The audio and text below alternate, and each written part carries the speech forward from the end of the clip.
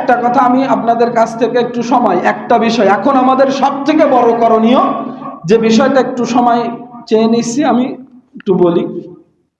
এই যে বাংলাদেশের যে পরিস্থিতি, এই স্বৈরাচারী শাসক 15-16 বছর ধরে যেভাবে শোষণ করেছে, তার প্রশাসন, তার সেনাবাহিনী সব তার আন্ডারে নিয়ে আসছে।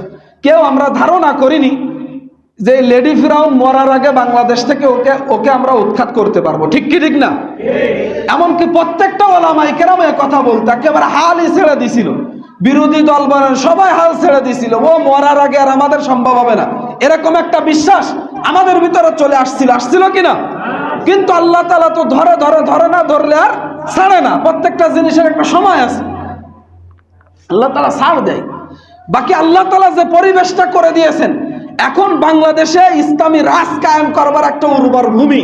এখনই যদি আমরা ব্যর্থ হয়ে যাই, আমরা মুসলমানরা এখনই যদি আমরা এই আল্লাহর জমিন, আল্লাহর রাজকে কায়েম করবার জন্য যে বাংলাদেশের সংবিধান যেটা আছে, যে কুফরি সংবিধান, এটাকে পরিবর্তন করে ইসলামিক সংবিধান যদি আমরা কায়েম করতে এখনই অক্ষম হয়ে যাই, তবে আমরা ভবিষ্যতে এটা কায়েম করতে বহুত বড় একটা কষ্টের ব্যাপার হয়ে যাবে। এজন্য আমাদের সব থেকে বড় দায়িত্ব হলো, আল্লাহ তাআলা যে তথ্যটা দিয়েছেন 4 নম্বর পারা সূরা আলে ইমরানের 103 নম্বর আয়াতে আল্লাহ তাআলা বলেছেন, ওয়াতাসিমু বিহাবলিল্লাহি জামিআন ওয়ালা তাফাররাকু। গোটা বাংলাদেশ না, শুধু গোটা পৃথিবীর সমস্ত মানুষদেরকে, মুসলমানদেরকে আল্লাহ তাআলা লক্ষ্য করে বলেছেন, তোমরা আল্লাহ তাআলার রজ্জুকে শক্তভাবে আঁকড়ে ধরো, সকলেই মিলে। আল্লাহ তাআলার সংবিধান আল কোরআন, ঠিক কি ঠিক না? আল্লাহর কোরআনকে মজবুত ভাবে আঁকড়ে ধরবার জন্য আল্লাহ তাআলা বলেছেন ওয়ালা তাফাররাকু, আর তোমরা দলে দলে ভাগ হয়ে যেও না।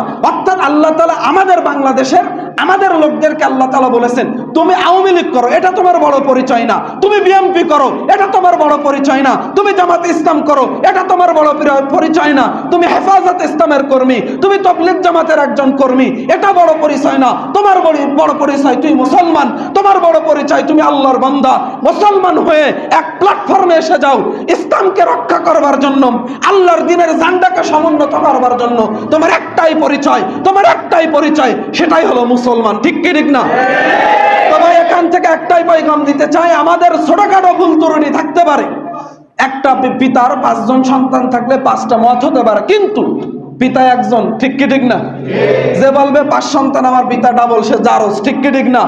ঠিক তেমনি ভাবে যে ব্যক্তি বলবে আমি মুসলমান হওয়ার পরেও আমার আওয়ামী লীগ দল আমার কাছে বড়, যে ব্যক্তি বলবে আমি মুসলমানের ঘরে জন্মগ্রহণ করার পরেও বিএনপি এটা আমার কাছে বড়, তার সেও জারজ, ঠিক কি ঠিক না? ধর্মের দিক থেকে সে জারজ, ঠিক কি ঠিক না? ভাই আমাদের পরিচয় একটাই, আল্লাহ তাআলা বলেছেন ওয়াতাসিমু বিহাবলিল্লাহি জামিআন ওয়ালা তাফাররাকু, কোনো ভেদাভেদ নাই, মুসলমান হয়ে মাঠে নামতে হবে, ঠিক কি ঠিক না? রাসূল বলেছেন, এটা পাবেন আপনি বুখারী শরীফের 325 নম্বর সাফার ভিতরে হাদিসটি আছে। রাসূল সাল্লাল্লাহু আলাইহি ওয়াসাল্লাম বলেছেন লা তাখতালিফু, তোমরা দলে দলে ভাগ হয়ে যেও না। ফাইন্না মান কানা ক্বাবলাকুম ইখতালাফু, মনে রাখবে কেন আমি তোমাদেরকে দলে দলে ভাগ হইতে নিষেধ করলাম, ঐক্যবদ্ধ থাকতে কেন বললাম? তার বড় কারণ হলো তোমাদের পূর্ববর্তী উম্মতেরা তারা দলে দলে ভাগ হয়ে গিয়েছিল, ফাহালাকু, কাজেই তারা ধ্বংস হয়ে গিয়েছে।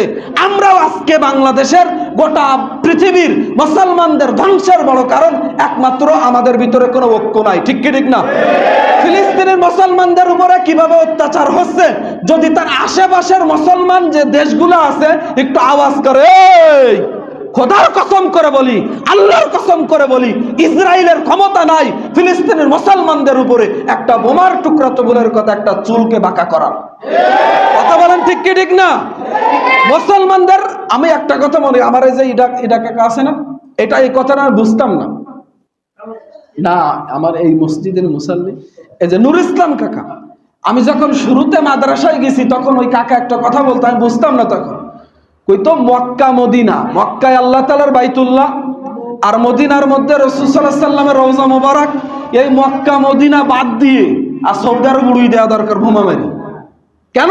কয় সৌদি আরব যদি একটু হুঙ্কার দেয় সৌদি আরব যদি তার যে ক্ষমতা, তার যে প্রভাব প্রতিপত্তি এগুলো আছে, আরো যারা আরব আমিরাতের ইসলামী দলগুলো আছে, সকলেই যদি ঐক্যবদ্ধ হয়ে যদি মুসলমানদের উপরে যারা লড়াই করতেছে, অত্যাচার করতেছে, তাদের বিরুদ্ধে ঐক্যবদ্ধ হয়ে যদি দাঁড়ায় যায়, কারোর বাপের ক্ষমতা নাই মুসলমানদের একটা ক্ষতি করা, ঠিক কি ঠিক না? আমাদের পৃথিবীতে যারা মুসলমান দেশগুলার প্রধান আছে অধিকাংশই মুনাফিক, অধিকাংশই এই মুনাফিকদের কারণে, আমাদের অনৈক্য থাকার কারণে আমরা হালাক হয়ে গেছি।